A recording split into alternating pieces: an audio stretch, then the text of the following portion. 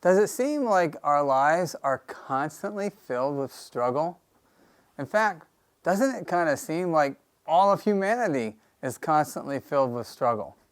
Well, if it seems that way, that's because it is. Actually, we learn from the Bible that there is a spiritual warfare going on.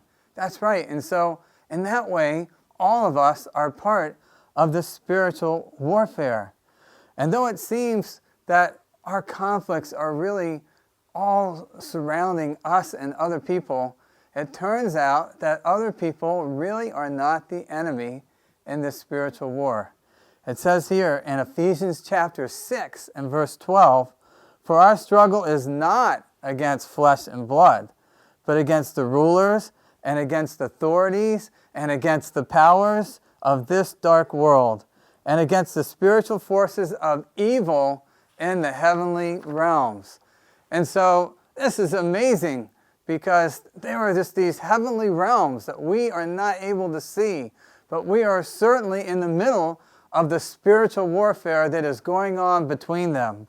And one of the greatest battlegrounds of this spiritual warfare is actually in our minds. That's right, and this is true on many different levels, and it shows its way in a myriad of different ways. And maybe that's the reason why there are so many Bible scriptures that talk about our thinking.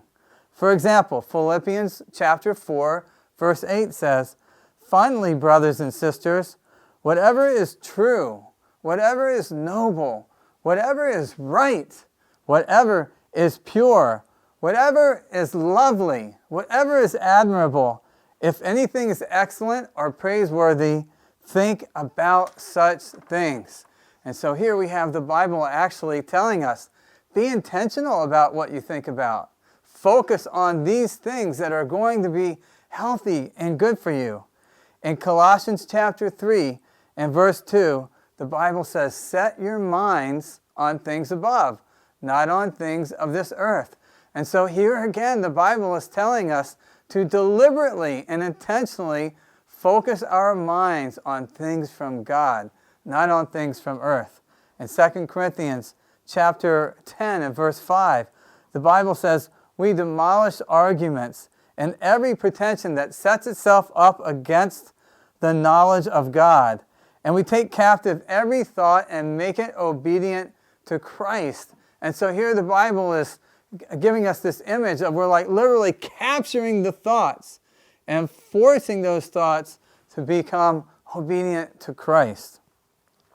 And so yes, our minds are one of the great battlegrounds of the spiritual war that is going on. And one great example of this is in the area of gratitude.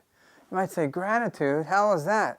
I mean, gratitude is a very important part of the spiritual battle that we're all engaged in. And so, the importance of choosing to have a thankful heart and having thankful thoughts is vital for our health in so many different ways.